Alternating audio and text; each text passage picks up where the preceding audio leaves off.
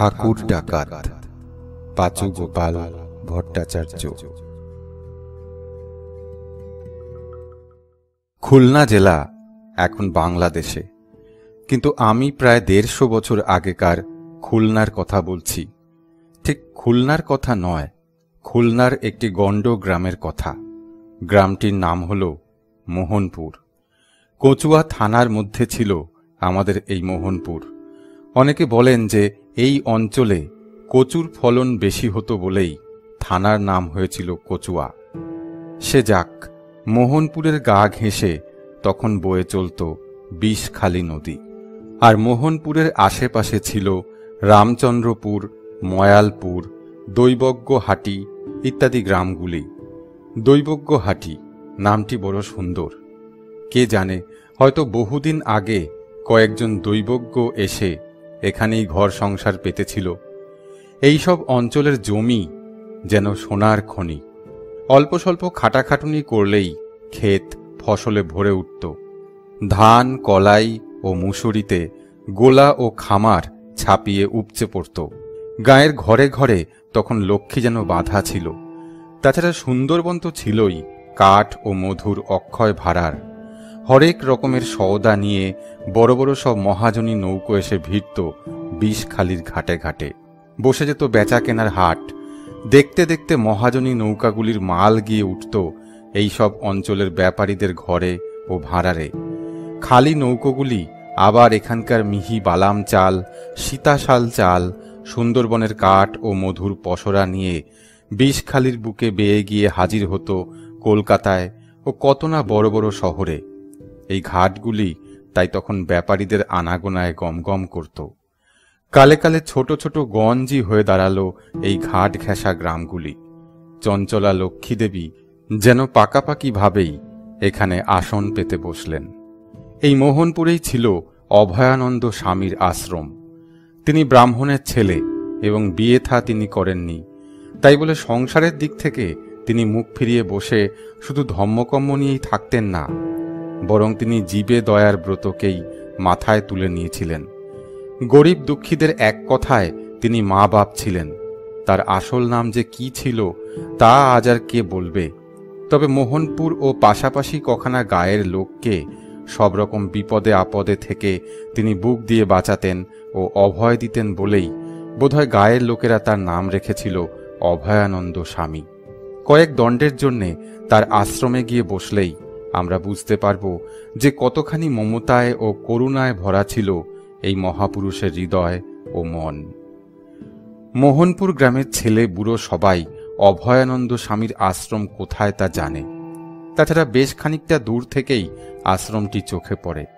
দালান কোঠা গোছের কিছুই নেই, তবে কাছাকাছি গেলেই মনে হয় যেন আশ্রমটিকে ঘিরে শান্তির হাওয়া বইছে। সামনে পরিষ্কার পরিচ্ছন্ন জমির ওপর ফুলের বাগান, মাঝখানে পায়ে হাঁটা সরু পথ। সেই পথ ধরে ২০-৩০ কদম এগিয়ে গেলেই মেটে দাওয়া। তার পেছনেই স্বামীজির বসার ঘর, মানে একটা বড় মাপের আটচালা। আটচালার পিছনের চালাঘরটি স্বামীজির ঠাকুর ঘর, আর দুধারে দুটো ছোট ছোট চালাঘর। তার একটাতে স্বামীজি নিজে থাকেন, আর একটি অতিথি বা শিষ্যদের জন্য। দাওয়া ও ঘরের মেঝে মাটির বটে, কিন্তু একেবারে ঝকঝকে করে নিকোনো। আসবাবপত্র বলতে দু একখানা চৌকি ও জল চৌকি। শিষ্য ও অতিথিদের জন্য বিছানো রয়েছে মাদুর। তখন বেলা প্রায় ১১টা বাজে। স্বামীজি একটি জলচৌকির ওপর আসন পেতে বসে আছেন। পরনে তার সাদা মাঠা গেরুয়া কাপড়। মাঝবয়সী সুশ্রী স্বামীজিকে গেরুয়া কাপড়ে মানিয়েছেও ভালো, কিন্তু তার মুখে বেদনার কালো ছায়া। তার পায়ের কাছে বসে রয়েছেন একজন মহিলা, একেবারে যেন শোকের প্রতিমূর্তি। স্বামীজির সামনে মাদুরে ২-৪ জন অতিথি বসে আছেন। কে জানে তাদের কি সমস্যা। আশেপাশে রয়েছে ২-১ জন শিষ্য। স্বামীজির ফাই ফরমাসের অপেক্ষায় তারা যেন কান খাড়া করে এক পায়ে দাঁড়িয়ে আছে। স্বামীজি মহিলার দিকে তাকিয়ে সান্ত্বনার সুরে বললেন, ওঠো মা, ওঠো, বাড়ি যাও। কি করবে মা বলো? ভগবানই দিয়েছিলেন আর তিনিই নিয়েছেন। সবই বুঝি বাবা, কিন্তু মন যে কিছুতেই প্রবোধ মানে না। ছেলেকে নিয়ে আমি কত সুখেই না ছিলাম। কিন্তু ভগবানেরটা সইল না। বাচ্চা আমার মাত্র 2 দিনের জ্বরে মার কোল খালি করে চলে গেল। কেঁদে আর কি করবে মা? ভগবানের নাম করো, তিনিই শোক দিয়েছেন, আবার তিনিই সান্ত্বনা যোগাবেন। আমি বলছি মা, আমার কথা শোনো, তার নাম করলে সব জ্বালা যন্ত্রণা জুড়িয়ে যাবে। তাছাড়া যারা আছে তাদেরও তো দেখতে হবে। মহিলাটি কাপড়ের আঁচলে চোখের জল মুছতে মুছতে কোনো রকমে উঠে চলে গেলেন। স্বামীজি কিছুক্ষণ তার দিকে তাকিয়ে রইলেন, তারপর দীর্ঘ নিঃশ্বাস ফেলে ডাক দিলেন, নিত্যানন্দ। বলুন বাবা। একজন শিষ্য পাশ থেকে কাছে এসে হুকুম নেবার ভঙ্গিতে মাথা নিচু করে দাঁড়ালো। পরাণ মণ্ডলের ঘরটা ছেড়ে দেওয়া হয়েছে কি? কি করে হবে বাবা, টাকার যে বড় খাঁকতি চলেছে। স্বামীজি এই কথা শুনে বেজায় ব্যস্ত হয়ে উঠলেন। কয়েকদিন আগে পরাণ মণ্ডলের চালাঘর হঠাৎ আগুন লেগে পুড়ে ছাই হয়ে যায়। সে বেচারা তাই আর কোনো উপায় না দেখে স্বামীজির কাছে এসে কেঁদে পড়েছিল। স্বামীজি তাকে কথাও দিয়েছিলেন যে যা হোক একটা ব্যবস্থা তিনি করে দেবেন। এখন তিনি শুনলেন যে টাকার অভাবে নিত্যানন্দ কিছুই করে উঠতে পারেনি। তার গলার স্বরে তাই ক্ষোভ যেন ফেটে পড়ল। তা বলে বেচারা বউ ছেলেপুলে নিয়ে কি গাছতলায় থাকবে? একেই দারুণ খরা। ওহ, তোমরা আমাকে আগে বলনি কেন? কিছু না হোক আমার ক্ষেতের ধান তো আছে, এখনই ধান বিক্রি করে যা করার করো।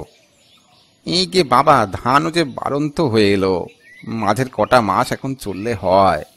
কেন? গত সনে ধানের ফলন তো বেশ ভালোই হয়েছিল। আমার বিঘে 40 জমি ধানে এ কটা পেট চলবে না বললেই হলো? আর চালাবার মালিক তুমি কবে থেকে হলে বাবা জীবন? অপরাধ নেবেন না বাবা, মানে পরে। আর কথা বাড়িও না, পরের কথা পরে আছে, এখন যা বলছি তাই করো। নিত্যানন্দ হুকুম তামিল করতে বেরিয়ে গেল। এমন সময় একজন মাঝবয়সী লোক হুড়মুড় করে ঘরে ঢুকে স্বামীজির পা দুটো জড়িয়ে ধরল। তারপর তার সে কি কান্না!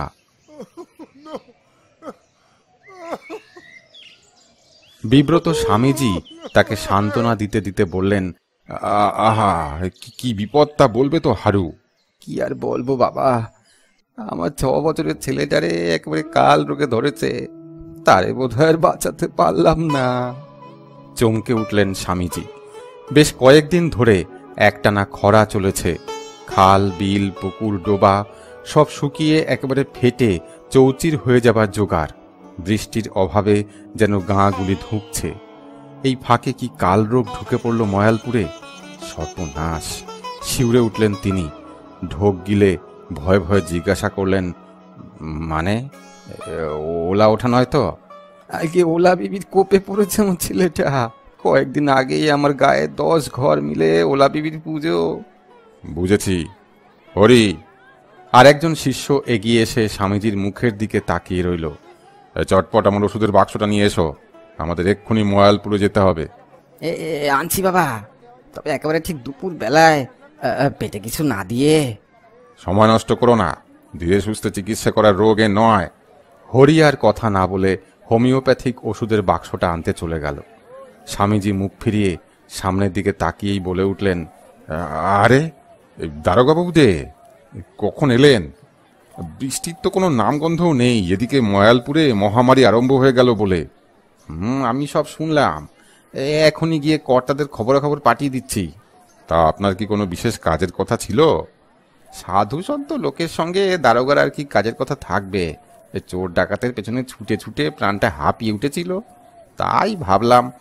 কি যে বলেন দারোগাবাবু, শান্তি রক্ষাও বড় পবিত্র কর্ম। এই শান্তি রক্ষা আর করতে পারলাম কই? এক আলখাল্লা পরা ডাকাতের দাপটে নাজেহাল হয়ে গেলাম। খেয়েও শান্তি নেই, শুয়েও শান্তি নেই। মন খারাপ করবেন না দারোগাবাবু, আমি বলছি যে আলখাল্লা পরা ডাকাতের দিন প্রায় ঘনিয়ে এলো বলে। এমন সময়ে দেওয়ালে বসা একটা টিকটিকি বেজায় জোরে ঠিক ঠিক বলে ডেকে উঠল। সবচেয়ে বেশি চমকে উঠলেন স্বামীজি নিজেই। এদিকে হরি ওষুধের বাক্স নিয়ে চলে এসেছে। স্বামীজি নিজেকে সামলে নিয়ে বললেন, আজ তাহলে আসি দারোগাবাবু। দারোগাবাবু দাঁড়িয়ে উঠে একটু হাসলেন। হারু ও হরিকে নিয়ে স্বামীজি তখন খড় পায়ে হেঁটে চলেছেন ময়ালপুরের পথ ধরে। মাথার ওপর দুপুরের কাঠ ফাটা রোদ, আর মনের ভেতরে দুর্ভাবনার কালো মেঘ। স্বামীজির মমতা ভরা মনে কারণে ও অকারণে অনেক দুর্ভাবনারই ঢেউ ওঠে, কাজেই তার মনের নাগাল পাওয়া ভার। কিন্তু দারোগাবাবুর দুর্ভাবনা ও অশান্তির কারণ খুঁজে বের করা মোটেই শক্ত নয়। মোহনপুর থানার এলাকায় একটার পর একটা ডাকাতি হয়েই চলেছে। ডাকাতদের খোঁজে গায়ে গায়ে ঘুরে দারোগাবাবু হিমশিম খেয়ে গেলেন, কিন্তু ওই ঘোরাঘুরি সার হল। ডাকাতেরা সব যেন একেবারে নিপাত্তা, আর মালামালেরও কোনো হদিশ নেই। দারোগাবাবু থানায় বসে মাথায় হাত দিয়ে এইসব কথাই ভাবছেন। ডাকাতি থামাতে না পারলে চাকরি নিয়ে যে টানাটানি পড়বে তার। জীবনে তিনি অনেক ডাকাতিই দেখেছেন, তার হাতে চালান হয়ে আজও ঘানি টানছে এমন ডাকাতের সংখ্যাও নেহাত কম হবে না। কিন্তু এ যে একেবারে তাজ্জব ব্যাপার, ডাকাতেরা ডাকাতি করার পর যেন একেবারে হাওয়ায় মিলিয়ে যায়। কোন পথ ধরে তারা যে কোন দিকে চলে গেল তা পর্যন্ত কেউ বলতে পারে না। বেটারা শৌখিনও কম নয়, কাঁচা টাকা ও গয়না ছাড়া কিছুই তারা ছোঁয় না। বাসনপত্র ও কাপড় চোপড় নিলেও না হয় চোরাই মালের কারবারিদের ধরে ঝাঁকাঝাঁকি করা যেত। আর সব ডাকাতির বাদীরাই এসে বলছে যে ডাকাতদের সর্দার হল এক আলখাল্লা পরা লোক। তার হুকুমেই ডাকাতরা লুটতরাজ বা মারধর যা করার করে, তবে আলখাল্লা পরা সর্দার অকারণে মারধর করে না। কে এই আলখাল্লা পরা সর্দার? একটা জবরজং গোছের আলখাল্লা পরেই বা সে ডাকাতি করতে আসবে কেন? কিন্তু বাদীরা সবাই তো আর দেখতে ভুল করতে পারে না। আলখাল্লা পরে তাড়াতাড়ি চলাফেরার ঝামেলাও কম নয়। তাহলে কি সর্দার আলখাল্লা দিয়ে কিছু ঢেকে রাখতে চায়? হতেও পারে, কিন্তু কি? ছোটখাটো ধরনের মারাত্মক কিছু অস্ত্রপাতি নয় তো? মানুষটাকে ধরতে না পারলে এসব প্রশ্নের উত্তর মিলবে কোত্থেকে? মাথা গরম হয়ে ওঠে দারোগাবাবুর। এদিকে আলখাল্লা পরা সর্দারটিকে ঘিরে হরেক রকমের আজগুবি গল্পও ছড়িয়ে পড়েছে গায়ে গায়ে। সে নাকি একজন গুণী লোক, সে জানে না এমন মন্ত্রতন্ত্র নেই। দরজা ভেঙে তাকে বাড়ির ভেতর ঢুকতে হয় না। আগেভাগেই তার নিদালি মন্তরের গুণে বাড়ির ও গাঁয়ের লোকজন সব যেন মরণ ঘুমে ঢলে পড়ে। তারপর তার দলের একজন পাঁচিল টোপকে বাড়ির ভেতর ঢুকে দরজা খুলে ধরে। এতেই তো অর্ধেক কাজ ফতে। আলখাল্লাধারীর গুণের কি আর শেষ আছে? হাত গুনেই সে জানতে পারে যে কোন সিন্ধুকে বা কোন বাক্সতে কি আছে এবং কোথায় তাদের চাবি। ব্যাস, এরপরে আর বাধা কি? কাজ তো পুরোপুরি হাসিল। দরজা ভাঙরে, কর্তাকে খুঁজে পেতে বার করে বাঁধরে, এসব কোনো ফৈজতি করতে হলো না। তবে হ্যাঁ, ডাকাতি করে পালাবার সময় অবশ্যই গায়ের লোকজন তাদের পিছু নিতে পারে না, তাও তারা পারে না। নিদালি মন্তরের গুণ তো আছেই, তার উপর সে পথের চারপাশে গণ্ডি দিতে দিতে দলবলকে নিয়ে বিনা বাধায় একেবারে যেন হাওয়া হয়ে যায়। এ যেন সেই লক্ষণের দেওয়া গণ্ডি। এর ভেতরে ঢুকে ডাকাতদের রোখা যে সে লোকের কম্য নয়। এই গণ্ডি কাটতে গেলে আরও উঁচু দরের একজন গুণী লোক দরকার। অত রাত্রিরে কোথায় মিলবে অমন একজন গুণী লোক? তাছাড়া আলখাল্লাধারী নাকি আবার হরেক রকম পশু পাখির ডাকও ডাকতে পারে। দরকার হলে সে 4-5 রকম গলায় কথা বলেও লোকজনকে ভড়কে দিয়ে থাকে। এ ধরনের কত কথাই যে রটেছে তা বলে শেষ করা যায় না। সবাই মনে মনে বুঝেও ফেলেছে যে এহেন ডাকাতের সর্দারকে জব্দ করা দারোগাবাবুর কেরামতিতে কুলোবে না। তাই ধনী লোকদের কাছে দৈবজ্ঞ ও গুণিনদের কদর হঠাৎ বেড়ে গেছে। হাত গুনিয়ে বা ঝাড়ফুঁক করিয়েই আলখাল্লাধারীকে রোখা যাবে বলে তাদের বিশ্বাস। তাদের কাছে, কিন্তু তাদের বিশ্বাসের উপর ভরসা করে দারোগাবাবু কি আর নিশ্চিন্তি মনে বসে থাকতে পারেন? তাই তিনি কাকের মুখে কিছু খবর পেলেও ছোটাছুটি করছেন আর দিনরাত ভেবেই চলেছেন। পলাশডাঙ্গার মহাদেব সমাদ্দারের নাম কে না জানে। মোহনপুর থেকে মাইল 5 দূরে ছবির মতো সুন্দর এই গ্রামটি। সামনে দিয়ে বয়ে যাচ্ছে বলেশ্বর নদী। মহাদেব সমাদ্দার হলেন এখানকার একজন নামজাদা তালুকদার। অনেক তালুক মুলুকের মালিক তিনি, যাকে বলে সেই জাজ্জল্যমান অবস্থা দুয়ারে বাঁধা হাতি। তবে তার মতো তালুকদার আরও 2-1 যে সে অঞ্চলে ছিল না তা নয়, কিন্তু মহাদেব সমাদ্দারকে পলাশডাঙ্গার ও আশপাশের গ্রামের ছেলে বুড়ো সবাই এক ডাকে চিনত, তার পয়সার জন্য নয়, গুণের জন্যে। তার বাড়িতে দোল দুর্গোৎসব ও 12 মাসে 13 পার্বণ লেগেই ছিল। তখন সমাদ্দার বাড়ির সদর দরজা সকলের জন্যই খোলা থাকত। গরিব দুঃখীরা সে কদিন পেট পুরে খেয়ে দু হাত তুলে সমাদ্দার মশাইকে আশীর্বাদ করতে করতে বাড়ি ফিরে যেত। এমনিতেই তার কাছে রোজই গরিব দুঃখীদের একটা ছোটখাটো ভিড় জমত। তিনি যথাসাধ্যই তাদের সাহায্য করতেন। একেবারে খালি হাতে কেউ কোনোদিনই তার কাছ থেকে ফিরে আসেনি। তিনি আবার আমাদের অভয়ানন্দ স্বামীর একজন প্রিয় শিষ্য। গুরুর কাছে বিধান না নিয়ে তিনি কোনো কাজেই হাত দিতেন না। এই তো মাত্র দিন 10 আগে তার ছোট ছেলে সুবিমলের বিয়ে হলো। ছেলের মতো ছেলে বটে সুবিমল। কালে কালে সে বংশের মুখ উজ্জ্বল করবে। বহু খোঁজাখুঁজি করে পাশের গ্রামের জমিদার মশাইয়ের একমাত্র মেয়ে গৌরীকে সমাদ্দার মশাই ছেলের বউ করে ঘরে আনলেন। জমিদার মশাই নাম রাখতে একটুও ভুল করেননি। মেয়ে যেন একেবারে সাক্ষাৎ গৌরী। ঘর আলো করা বউ দেখে সবাই বলা বলি করতে লাগলো, এই বউ নয় তো, এই যেন একেবারে মা লক্ষ্মী। একমাত্র মেয়েকে গয়নায় একেবারে মুড়ে দিয়েছিলেন জমিদার মশাই। আর দান সামগ্রী যা দিয়েছিলেন তাতে ঘর ভরে উঠল সমাদ্দার মশাইয়ের। জমিদার বাড়ির মেয়ে এলো সমাদ্দার বাড়ির বউ হয়ে। এ কি একটা যেমন তেমন ব্যাপার? সমাদ্দার মশাই একেবারে খোলা হাতে খরচ করলেন। আলোয় সাজে ঝলমলিয়ে উঠল তার 3 মহলা বাড়ি। রোশন চৌকির সুরে সুরে খুশির নেশা ছড়িয়ে পড়ল পলাশডাঙ্গার ঘরে ঘরে। আতশবাজি যে কত পুড়ল তার কোনো ঠিক ঠিকানা নেই। আত্মীয় কুটুম্ব ও বন্ধু বান্ধবে ভরে উঠল সমাদ্দার বাড়ির অন্দরমহল। পলাশডাঙ্গা ও পাশাপাশি গায়ের ছেলে বুড়ো সবাই বেশ কদিন আনন্দ করে বসে বসে নেমন্তন্ন খেল সমাদ্দার বাড়িতে। গায়ের বুড়োরাও বলল যে অনেকদিন এ অঞ্চলে কারুর বিয়েতেই এত জাঁকজমক তারা দেখেনি। জমিদার বাবুকে পাকা কথা দেবার আগে সমাদ্দার মশাই গুরুদেবের মতামত নিতে ভুল করেননি। তারপর বিয়ের আগেই 7 বেয়ারার পালকি ছুটল গুরুদেবের আশ্রমে। কুলগুরুর আশীর্বাদ মাথায় নিয়ে নতুন বউ নতুন জীবনের পথে পা বাড়াল। কিন্তু গুরুদেব বেশ কদিনের জন্য শিষ্য বাড়িতে আটকা পড়ে গেলেন। তার যে কত কাজ সে তো আমরা নিজের চোখেই দেখেছি। কিন্তু সেই আনন্দের হাটে কে কার কাজের কথা শোনে, আর ভক্তের কথা কবেই বা গুরুদেব পায়ে ঠেলতে পেরেছেন। কিন্তু 10 রাত্রির কাটতে না কাটতে সমাদ্দার বাড়িতে বিনা মেঘে বাজ পড়ল।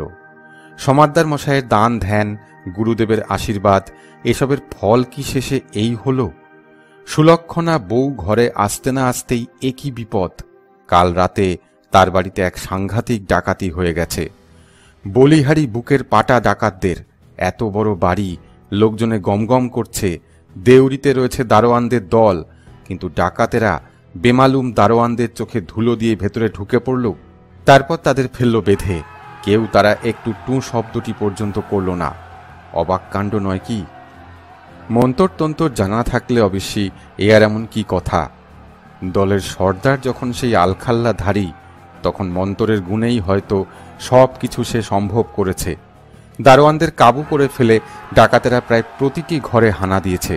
সব শেষে উপরে উঠে এসে তারা ভেঙেছে সুবিমলের শোবার ঘরের দরজা। দরজা ভাঙার আওয়াজে দুজনেরই ঘুম ভেঙে গেছে। সুবিমল ঘরের বাইরে এসে থমকে দাঁড়ালো। সামনে আলখাল্লা পরা ডাকাত। সে কিছু ভাববার আগেই আলখাল্লাধারীর একজন সাগরেদ তাকে জাপটে ধরে বেশ কয়েক ঘা লাগিয়ে দিল। নতুন বউ আতঙ্কে যেন হতভম্ব হয়েছিল এতক্ষণ। স্বামীর গায়ে হাত পড়তে দেখেই তার ঘোর কাটল। দৌড়ে এসে সে বেচারি আলখাল্লাধারীর পায়ে পড়ে কাঁদতে শুরু করল। ডাকাতের সর্দারের কাছে সে শুধু একটিমাত্র ভিক্ষে চায়, তার স্বামীর প্রাণ ভিক্ষে। গয়নাগাটি যা আছে সবই ডাকাতেরা নিয়ে যাক, কিন্তু তার স্বামীকে তারা ছেড়ে দিক। সে প্রাণে বেঁচে থাকুক। তার কাতর কান্না দেখেই হোক বা সিন্দুকের চাবি পেয়েই হোক, আলখাল্লাধারীর মন ভিজল। সুবিমল মারের হাত থেকে রেহাই পেল। গয়নাগাটি অবশ্যই তারা সিন্দুক একদম খালি করেই লুঠে নিয়ে গেল। তা যাক, তার স্বামী যে প্রাণে বেঁচে গেছে এই যথেষ্ট। বাড়ির লোকজন ততক্ষণে জেগে উঠেছে। তাদের হাঁক ডাক শুনে পাড়া পড়শিরাও এসে জুটেছে। দারোয়ানেরাও এক ফাঁকে তাদের বাঁধন খুলে গায়ের পথ ধরে পাগলের মতো দৌড়ে চলেছে। কিন্তু ডাকাতের দল তখন তাদের নাগালের অনেক বাইরে চলে গেছে। দুখানা ছিপ নৌকো তাদের নিয়ে বলেশ্বরীর জল কেটে তীর বেগে ছুটে চলেছে। রাতের জমাট অন্ধকার ফিকে হতে তখনও বেশ দেরি। দ্বার ফেলার ছপ ছপ আওয়াজের ফাঁকে ফাঁকে ডাকাতদের দু একটা কথা কানে ভেসে আসছে। অনেক কাল পরে আজ একটা বেশ মোটা দাঁও মারা গেছে। এতে আমাদের কাজকর্ম বেশ কদিন চলে যাবে। সিন্ধুকের চাবিটা যে এত সহজে পাওয়া যাবে তাকে জানতো। এই বড় লোকের ছেলেগুলো সে ঘি দুধের দম। এইসব কথা আর কি, তারা সবাই একেবারে খুশিতে ডগমগ, কিন্তু আলখাল্লাধারীর মুখে রা নেই। আর রা নেই সমাদ্দার বাড়ির নতুন বউয়ের মুখে। ডাকাতরা চলে যাবার পর থেকেই সে বেচারি যেন কেমন হয়ে গেছে। চুপচাপ আপন মনে বসে কি যেন সে ভেবেই চলেছে।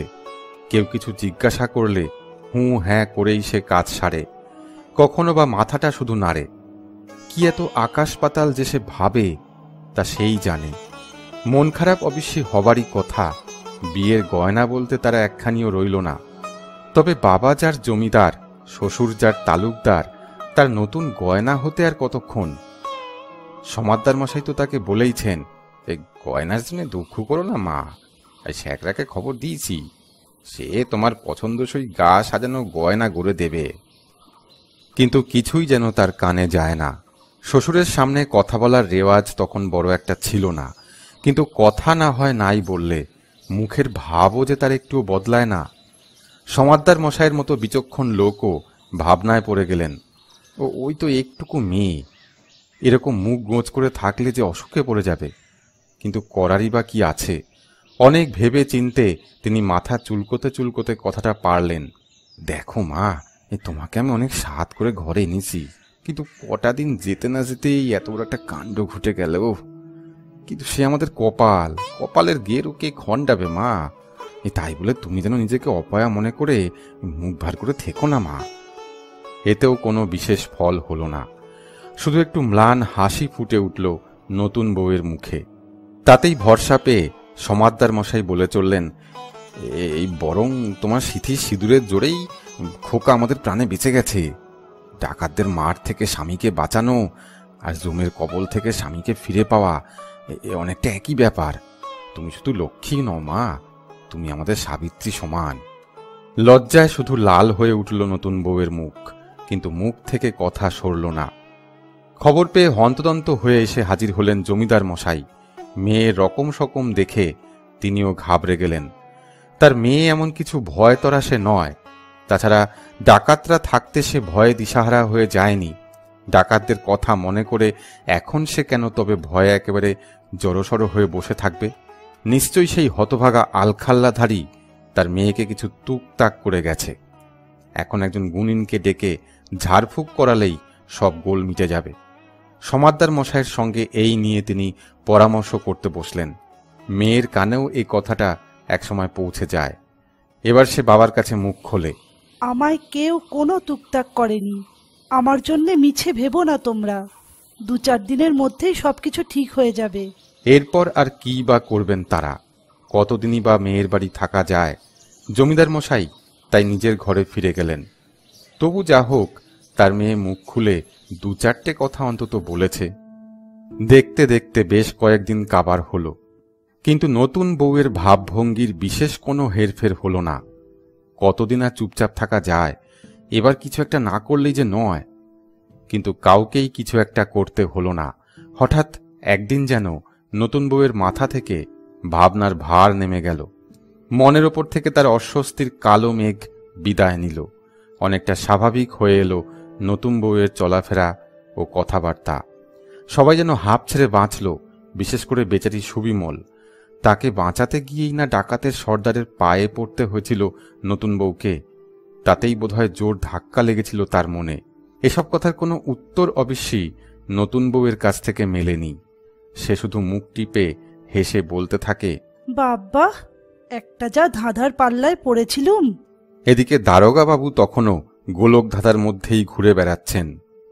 সমাদ্দার বাড়িতে ডাকাতি, এ যে দারুণ সাহসের ব্যাপার। আলখাল্লাধারীর সাহস একেবারে সীমা ছাড়িয়ে গেছে। আর তা যাবে নাই বা কেন? পরপর এতগুলো বাড়িতে ডাকাতি করে দিব্যি সে ঘুরে ফিরে বেড়াচ্ছে। কাজেই সে ধরেই নিয়েছে যে কচুয়ার দারোগাবাবু একটা অকম্মার ধারী।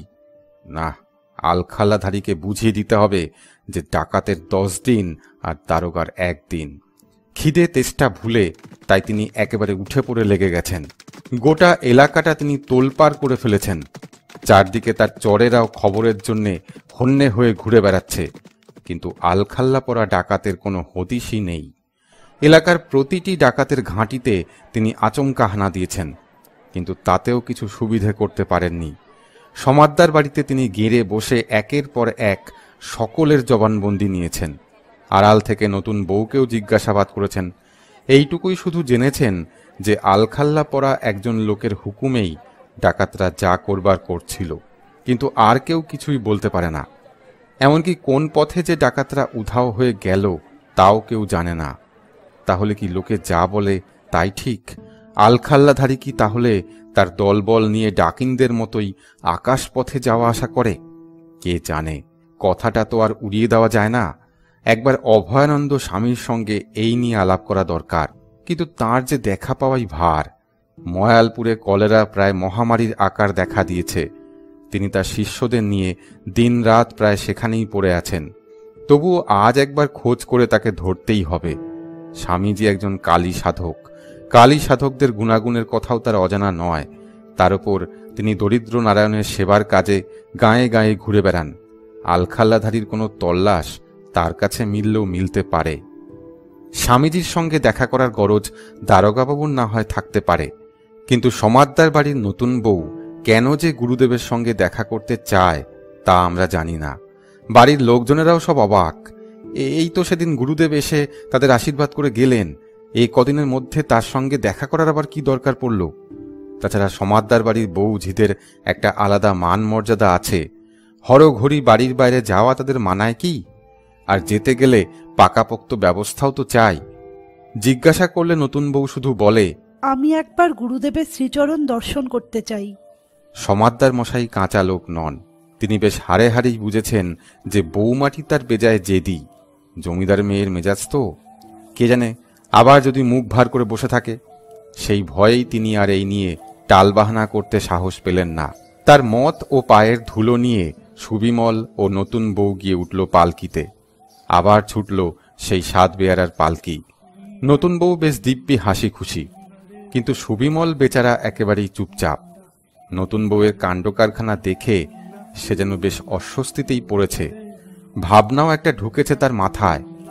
নতুন বউয়ের মাথার কোনো গোলমাল নেই তো? বেয়ারাদের কাছে 5 মাইল পথ এমন একটা কিছু নয়। দেখতে দেখতে মোহনপুরের আশ্রম এসে গেল। গুরুদেবের সম্মানে আশ্রমের হাতার বাইরেই পালকি থামল। সমাদ্দার বাড়ির 7 বেয়ারার পালকি কেনা চেনে। আশপাশের ছেলে মেয়েরা এসে ভিড় করে দাঁড়ালো। বড়রা এগিয়ে এসে তাদের সরিয়ে পথ করে দিল। সুবিমল ও নতুন বউ ধীরে ধীরে আশ্রমের ঘরের দিকে এগিয়ে চলল। সমাদ্দার বাড়ির বউকে আশ্রমে আসতে দেখে সবাই বেশ হকচকিয়ে গেছে। কারণটা যে কি সে তো কারোর জানার উপায় নেই, তবে ব্যাপারটা যে গুরুতর সেটা সকলেই আন্দাজ করে নিয়েছে। শিষ্যরা দৌড়ে এসে স্বামীজিকে খবরও দিয়ে দিয়েছে। স্বামীজির ইশারায় সকলেই তখন ঘর থেকে বেরিয়ে এদিকে ওদিকে বসে বা দাঁড়িয়ে রয়েছে। শুধু স্বামীজি তার জায়গায় বসে আছেন। করুণায় ভরা ও প্রশান্তিতে ঘেরা তার মুখের দিকে তাকালে কার মন না শান্তিতে ভরে ওঠে। নতুন বউকে সামনে নিয়ে সুবিমলকে ঢুকতে দেখে তিনি অভ্যর্থনার ভঙ্গিতে বললেন, এসো মা, এসো এসো সুবিমল, এসো এসো। নতুন বউ তার কথার কোনো উত্তর না দিয়ে সোজা এসে গড় হয়ে গুরুদেবকে প্রণাম করল। তারপর তার দুটো পা জড়িয়ে ধরে কান্নায় একেবারে ভেঙে পড়ল। ফুলে ফুলে সে কি কান্না! কিন্তু এত কান্নার কারণ কি? ডাকাতির পরেও তাকে কেউ কাঁদতে দেখেনি। তবে কি গুরুদেবকে দেখেই তার এতদিনের জমাট বাঁধা কান্না আজ অঝরে ঝরে পড়ছে? সুবিমল ভাবল, এ ভালোই হলো। ভেতরে ভেতরে গুমড়ে গুমড়ে থাকার চেয়ে কেঁদে বুক হালকা করে ফেলা অনেক ভালো। গুরুদেব তার শিষ্যের বাড়িতে যে ডাকাতি হয়ে গেছে তা অবশ্যই জানতেন, কিন্তু ডাকাতির পরে নতুন বউকে নিয়ে সমাদ্দার মশাই যে কি আতান্তরে পড়েছিলেন সে খবর তার কাছে পৌঁছায়নি। তিনি তাই ধরে নিলেন যে আর 5টা মেয়ের মতো নতুন বউটিও গয়নার শোকে কাতর হয়ে পড়েছে। তার মাথায় হাত দিয়ে তিনি সান্ত্বনার সুরে বলতে লাগলেন, গয়নার জন্য দুঃখ করো না মা, তুমি যে সাক্ষাৎ মা লক্ষ্মী, তোমার গয়নার অভাব কি মা? তোমার রাজার মতো শ্বশুর। মাথা নেড়ে বাধা দিয়ে নতুন বউ কান্না ভেজা গলায় বলে ওঠে, গয়নার জন্য দুঃখ করি না বাবা, তবে আমিও ঘরে এলাম আর বাড়িতেও ডাকাত পড়ল। বাবা, আমি কি তবে অপয়া, অলক্ষী? ছি মা, এসব কথা ভুলেও মনে স্থান দিও না। তোমার মতো লক্ষণযুক্ত মেয়ে লাখেও একটা মেলে না। তবে বাবা, কেন এমন বিপদ হলো? আমি যে লজ্জায় কারুর কাছে আর মুখ দেখাতে পারি না। গ্রহের ফের মা, গ্রহের ফের। তাছাড়া এটা যে ভগবানের একটা পরীক্ষা নয়, তাই বা কে বলতে পারে। বাবা, ভগবান কি তাহলে আমাকে পরীক্ষা করছেন? সে আর আমি কি করে বলবো মা। আমি শুধু এটুকুই জানি, তিনি মঙ্গলময়। তিনি যা করেন সবই আমাদের মঙ্গলের জন্যই করেন। তাহলে বাবা, এই ডাকাতিটাও কি তিনি আমাদের মঙ্গলের জন্যই ঘটালেন? নিশ্চয়ই, এ ব্যাপারে মনে কোনো সংশয় রেখো না। আমি প্রাণ ভরে তোমাকে আশীর্বাদ করছি যে তোমার মঙ্গল হোক, ভগবানের প্রতি তোমার বিশ্বাস ও ভক্তি অচলা হোক। এবার নতুন বউ উঠে দাঁড়িয়ে চোখ মুছতে মুছতে বলে চলেছে, আমরা সংসারী মানুষ, সহজেই বিশ্বাস হারিয়ে ফেলি। তবে বাবা, আপনার কাছে এলে মনে অনেকটা শান্তি পাই। তা বেশ তো, সময় পেলে মাঝে মধ্যে আসবে বই কি মা। আজ তাহলে এখন এসো মা, বেলা অনেক হলো। কিন্তু বাবা, আমার একটা আবদার ছিল, অভয় দেন তো বলি। অনুমতি নিয়ে কে আর কবে বাবার কাছে আবদার করে? বলেই ফেলো। আজ সোমবার, আগামী বুধবারে আমাদের বাড়িতে আপনার পেশাদ পাবার আমার বড় সাধ। যদি দয়া করে পায়ের ধুলো। এই কথা? কিন্তু মা, ওই ময়ালপুরের রুগীদের নিয়ে আমি যে বড়ই ব্যস্ত। না, আমি কোনো কথা শুনবো না বাবা। আমি বুধবার সকালেই পালকি পাঠিয়ে দেব। নাও, বেটি যেন একেবারে হুকুম জারি করে বসলো। বেশ, তাই হবে। এ হুকুমের বিরুদ্ধে আপিল করবার যে কোনো আদালত নেই মা। আচ্ছা, আজ এসো তাহলে। সুবিমল ও নতুন বউ বিদায় নিয়ে ফিরে চলল সেই পলাশডাঙ্গায়। কিন্তু তারা চলে যাবার পরেই স্বামীজির মুখের চেহারা একেবারে বদলে গেল। দুর্ভাবনার কালো মেঘে ঢাকা পড়ল তার স্বাভাবিক মুখের প্রসন্নতা। কিন্তু তা মাত্র কয়েক মিনিটের জন্যেই। তারপর আবার যে কে সেই শান্ত সুন্দর অভয়ানন্দ স্বামী। মুখে তার বরং হাসির রেখা উঠল ফুটে, এবং তিনি গুনগুন করে নিজের মনেই গান ধরলেন, সকলই তোমারই ইচ্ছা, ইচ্ছাময়ী তারা তুমি। তার শিষ্যের দল গুরুদেবের ভাবভঙ্গির কোনো মানেই বুঝতে পারল না। আমাদের অবস্থাও অনেকটা একই রকমের। তবে সুবিমলের মনের ভাব খানিকটা আঁচ করতে পারা যায় বইকি। মাত্র সেদিন হলো বেচারার বিয়ে হয়েছে, তার দিন দশেক পরেই বাড়িতে ডাকাত পড়ল। সেটা দুর্ভাগ্যের কথা ঠিকই, কিন্তু একটা অদ্ভুত কোনো ঘটনা সেটা নয়। তারপর থেকে নতুন বউ যা করে চলেছে তার কোনো মাথামুন্ডুই সে খুঁজে পাচ্ছে না। প্রথম কটা দিন তো সে গোঁজ হয়েই বসে রইল। তারপর হঠাৎ একদিন আবার তার সে ভাবটা গেল কেটে। তার চলাফেরা অনেকটা স্বাভাবিক হলো। দিন কয়েক যেতে না যেতেই আবার এক বায়নাক্কা, গুরুদেবের শ্রীচরণ দর্শন করতে যাব। শ্রীচরণ দর্শন করে সে একেবারে কেঁদে কেটে অস্থির। কি যে হলো তার সেই জানে। আর নতুন বউ যে এমন পাকা গিন্নির মতো গুছিয়ে কথা বলতে পারে তাই বা কে জানত। দুঃসাহসও কম নয়। কাউকে জিজ্ঞাসা না করে দিব্যি গুরুদেবকে নেমন্তন্ন করে এলো। পালকিতে বসে মুখ ভার করে এই সবই ভেবে চলেছে সুবিমল। আর নতুন বউ তখন বাইরের দিকে মুখ করে মিটিমিটি হাসছে। তার কান্না বা হাসি কোনোটারই মানে বোঝা ভার। নতুন বউ বাড়ি ফিরেই আবার গম্ভীর। কোনো রকমে দুটি ভাত মুখে তুলল কি না তুলল, তারপর বসে বসে সে ভেবেই চলে। বিশ্ব ব্রহ্মাণ্ডের যত কিছু দুশ্চিন্তার সবই যেন তার মাথায় চেপে বসেছে। কেউ কিছু জিজ্ঞাসা করলে সে রীতিমতো বিরক্ত হয়। কাউকে বলে, আমি একটু একলা থাকতে চাই। কাউকে বা দুটো কড়া কথাও শুনিয়ে দেয়। সুবিমলকে অবিশেষে বলেই রেখেছে, আমি আমার ধাঁধার উত্তর পেয়ে গেছি, তোমাদের ধাঁধার জবাবও আজ রাতে মিলবে। তাই যদি হয় তবে এখন আর মুখ ভার করে বসে থাকার কি দরকার? এ প্রশ্নের উত্তর অবশ্যই সে নতুন বউয়ের কাছ থেকে পেয়ে গেছে। বউ মানুষের যে কত জ্বালা, সে আর তোমরা কি বুঝবে? কিন্তু তা বললেই তো সবকিছু চুকে বুকে যায় না। বলা নেই কওয়া নেই, গুরুদেবকে নেমন্তন্ন করা হয়ে গেল। এ খবরটা বাবাকে দিতে বেচারা সুবিমলের সাহসেই কুলোচ্ছে না। বাবা শুনে নিশ্চয়ই খুশি হবেন না। আবার এদিকে এর যত কিছু দায় দায়িত্ব নতুন বউয়ের ঘাড়ে চাপিয়ে দিয়ে সে বলতেও পারবে না, আমায় মাফ করবেন বাবা, এসব আপনার নতুন বউয়ের কাণ্ড। তার হয়েছে এক উভয় সংকট। এর ওপর আবার ধাঁধা।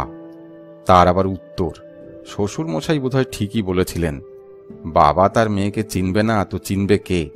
নতুন বউয়ের মাথায় নিশ্চয়ই কিছু ভর করেছে, তাই সে মনে মনে ধাঁধা তৈরি করে চলেছে এবং নিজে নিজেই সেসব ধাঁধার জবাব খাড়া করছে।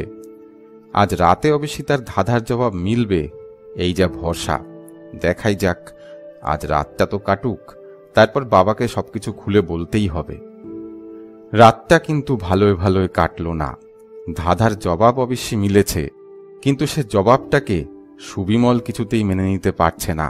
আর তাকে কেটে ফেললেও বাবার কাছে এ সমস্ত কথা সে কিছুতেই বলতে পারবে না। এ যে একেবারে আষাঢ়ে গল্প। নতুন বউয়ের মাথায় তাহলে সত্যিই কিছু গোলমাল আছে নাকি? কিন্তু নতুন বউয়ের সেই এক কথা। আমি এতদিন ধরে এই কথাটাই সারাক্ষণ মনে মনে তোলপাড় করছি। দেখতে আমার কিছু মাত্র ভুল হয়নি। আমি যা বলছি তাই করো। কাল সকালেই বাবাকে সবকিছু খুলে বলো। আসল ভয়টা তো সেখানেই। এসব কথা শুনলে বাবা আর কি তার মুখ দেখবেন? এ যে মহা কেলেঙ্কারির কথা। কিন্তু নতুন বউ যা জেদি মেয়ে, বাবাকে না বলেও তার পার পাবার উপায় কোথায়? এই সব ভাবনাগুলো সারা রাত্রির ধরে তার মাথার মধ্যে দাপাদাপি করতে লাগল। কাজেই ঘুমের তার দফা রফা। ভোরের ঠান্ডা হাওয়া গায়ে লাগতে সে অবশ্যই ঘুমিয়ে পড়ল। নতুন বউ কিন্তু রাতভর বেশ নির্ভাবনায় ঘুমিয়ে নিয়েছে। মঙ্গলবার সকালে বাবাকে এক ফাঁকে আড়ালে পেল সুবিমল। কোনো রকমে কথা কটা সে বাবার কাছে বলে যেন দায় থেকে খালাস হলো। যা ভেবেছিল ফল কিন্তু ঠিক তাই হলো। শোনার সঙ্গে সঙ্গে বাবার মুখখানা একেবারে আষাঢ়ের মেঘের মতো থমথমে হয়ে উঠল। এই যেন ফেটে পড়ে আর কি। কিন্তু রেগে মেগে চেঁচামেচি করে বাড়ি মাথায় করা কি সমাদ্দার মশাইয়ের মতো লোকের মানায়? তিনি খানিকটা গুম মেরে বসে রইলেন। মানে ব্যাপারটা আগাগোড়া মনে মনে খতিয়ে দেখে নিলেন। তারপর ধীর স্থিরভাবেই বললেন, বৌমার সঙ্গে কথা বলা দরকার। তিনি বোধহয় বুঝেই ফেলেছেন যে সুবিমলের সঙ্গে এ ব্যাপারে আলাপ করে কোনো লাভ নেই। আড়াল থেকে নতুন বউ সবকিছুই তাকে ধীরে ধীরে খুলে বলল। এবার অবাক হবার পালা তার। নতুন বৌমাটি তার একেবারে যাকে বলে সেই রূপে লক্ষ্মী ও গুণে সরস্বতী। তিনি প্রসন্ন মনে বললেন, তুমি যখন গুরুদেবকে নেমন্তন্ন করে এসেছ মা, তখন তোমার ইচ্ছে মতোই সব ব্যবস্থা হবে। তবে ব্যাপারটা আমি আরেকটু তলিয়ে দেখি। দিন ভোর তিনি কি করলেন তা আমরা জানি না। তবে সন্ধ্যা নাগাদ নতুন বৌমাকে জানিয়ে দিলেন, মা, আমি ভেবেচিন্তে দেখলাম যে তোমার কথাই ঠিক। ভগবান তোমার মঙ্গল করুন। দূর থেকে বৌমাও তাকে গড় হয়ে প্রণাম জানালো। পরের দিন সকালে আবার সাত বেয়ারার পালকি ছুটল মোহনপুরের আশ্রমের দিকে। সমাদ্দার বাড়িতে তখন যেন এক উৎসবের ধুম পড়ে গেছে।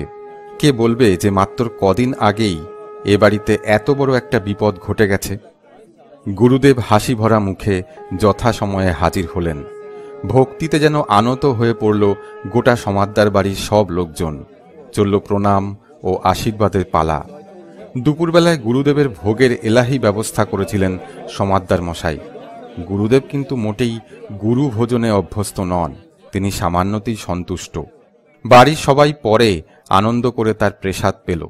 তারপর গুরুদেবকে নিরিবিলি পেয়ে সমাদ্দার মশাই তার পা দুটো জড়িয়ে ধরে বললেন, বাবা, আমার যা কিছু তালুক মুলুক আছে সবই আজ থেকে আপনার। আমাদের প্রার্থনা, আপনি আর ডাকাতি করবেন না। ঘরের মধ্যে যেন একসঙ্গে 100 বাজ পড়ল। রাগে অপমানে লাল হয়ে উঠলেন গুরুদেব। এমন সময় আড়াল থেকে নতুন বউ এসে গুরুদেবের পায়ের ওপর যেন আছড়ে পড়ল। বলল, বাবা, আমি আপনার অবোধ মেয়ে, অপরাধ সব আমারই। গুরুদেব কঠিন স্বরে জিজ্ঞাসা করলেন, তুমি কি করে জানলে যে আমি ডাকাতি করে বেড়াই? নতুন বউ এবার মাথা নিচু করে আস্তে আস্তে বলতে শুরু করে, ডাকাতির সময় আমি আলখাল্লাধারীর পা দুটো জড়িয়ে ধরে আপনার ছেলের প্রাণ ভিক্ষে চেয়েছিলাম। তখনই আমার চোখে পড়ে যে ডাকাত সর্দারের বাঁ পায়ে একটা লম্বা কাটা দাগ। আমি চমকে উঠি।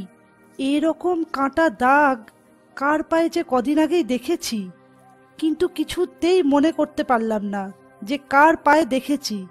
ঠিক এমন একটি দাগ। খাওয়া দাওয়া আমার মাথায় উঠল, দিন রাত এই চিন্তাই। উঠতে বসতে মনের ভেতরে খচখচ করতে লাগলো। মা কালী আমাদের গায়ের জাগ্রত দেবী, আকুল হয়ে তার কাছেই প্রার্থনা জানাতে লাগলাম। শেষে তারই আশীর্বাদে একদিন হঠাৎ মনে পড়ল যে বিয়ের পর প্রণাম করার সময় আপনারই পায়ে দেখেছি এই কাটা দাগ। কিন্তু এ যে বড় ভয়ঙ্কর কথা, এ যে কাউকে বলাই যায় না। তারপর এবারই সবাই আপনাকে সাক্ষাৎ দেবতা কেন ভক্তি করে, তাই ভাবলাম। এতক্ষণে গুরুদেব সবকিছুই বুঝতে পেরেছেন। মুখেও তার ফিরে এসেছে স্বাভাবিক প্রসন্নতা। তিনি হেসে বললেন, তাই বুঝি মা তুমি প্রণাম করার ছলে আমার আশ্রমে গিয়েছিলে? অনেকক্ষণ আমার পা জড়িয়ে ধরে বসেছিলে না? তখন আমার পায়ের দাগ দেখে তোমার মনে আর কোনো সন্দেহই রইল না, কেমন? সন্তানের অপরাধ নেবেন না বাবা, আর ব্যাপারটার একটা ফয়সালা করার জন্যই। বুঝেছি মা, বুঝেছি।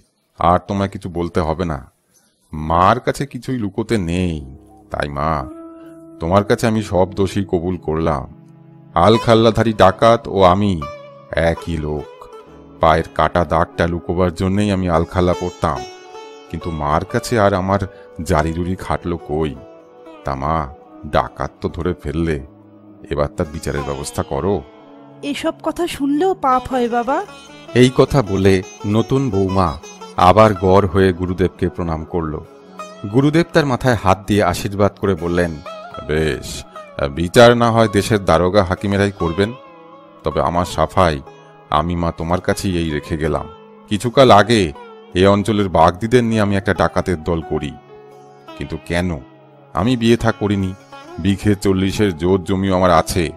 শিষ্য ভক্তদের কাছ থেকে প্রণামী যা পাই তাও কিছু কম নয়। আমার তো তাহলে ভালোভাবেই চলে যাবার কথা, কিন্তু গোটা কচুয়া থানার দুঃখী লোকদের মুখে হাসি ফোটাবার ভার যে মাথায় তুলে নিয়েছে, তার কি এতে চলে মা? মোটেই চলে না। তাই নাচার হয়ে আমাকে ডাকাতির পথই ধরতে হয়েছে। অবশ্যই বড় লোক ছাড়া আমি কারোর বাড়িতেই হানা দিইনি। অকারণে খুন জখমও আমি কখনো করিনি। মিথ্যে কথা বলি না। আর মার কাছে মিথ্যে কথা বলে সন্তান কি আর পার পাবে? ডাকাতির টাকাও আমি কখনো ছুঁইনি। সেসব টাকা বা গয়নাপত্তর দরিদ্র নারায়ণের ভোগেই লেগেছে। বেশ তো বাবা, আজ থেকে আমাদের তালুক মুলুক সবই আপনার। এবার দরিদ্র নারায়ণের ভোগের একটা পাকাপাকি ব্যবস্থা করুন না কেন? না মা, তার আর দরকার নেই। তোমাদের সম্পত্তি তোমাদেরই থাক। এবার থেকে সেবার কাজ শিষ্যদের হাতে ছেড়ে দিয়ে কালী মায়ের নাম জপেই পাপক্ষয় করার চেষ্টা করব। বিকেলের দিকে রোদ পড়লে সাত বেয়ারার পালকি করেই অভয়ানন্দ স্বামী তার আশ্রমে ফিরে এলেন। তার আগে সমাদ্দার বাড়ির সবাইকে প্রাণ ভরে তিনি আশীর্বাদ করলেন। নতুন বউয়ের মাথায় হাত দিয়ে হাসতে হাসতে শিষ্যকে বললেন, এ বেটি আমাদের একাধারে দুধে দারোগা, বাঘা উকিল ও কড়া হাকিম। তোমার জয় হোক মা। কি বলো বাবা? সমাদ্দার মশাই হাসি মুখে মাথা নেড়ে জানালেন, আগে সে আর বলতে। এ কাহিনী কারুর জানার কথা নয়। তবে কি করে জানি না, সমাদ্দার বাড়ির দেওয়াল দেউরি টপকে কথাগুলো লোকের মুখে মুখে ছড়িয়ে পড়ল। সবাই জানল যে তাদের স্বামীজি হলেন আলখাল্লাধারী ডাকাত, ডাকাত দলের সর্দার। সেই থেকে অভয়ানন্দ স্বামীর নামই হয়ে গেল ঠাকুর ডাকাত। আজও সে অঞ্চলের পুরনো লোকজনের মুখে ঠাকুর ডাকাতের গল্প শুনতে পাওয়া যায়। কচুয়া থানার দারোগাবাবু সব খবর শুনে নিশ্চয়ই বিস্ময়ের ধাক্কায় একেবারে বোবা হয়ে গিয়েছিলেন। স্বস্তির নিঃশ্বাসও ফেলেছিলেন। যাক, এতদিনে আলখাল্লাধারী লীলা খেলা শেষ হল। কিন্তু একগাদা মামলার দায় থেকে তিনি কেমন করে অভয়ানন্দ স্বামীকে রেহাই দিয়েছিলেন সে খবর আমাদের জানা নেই।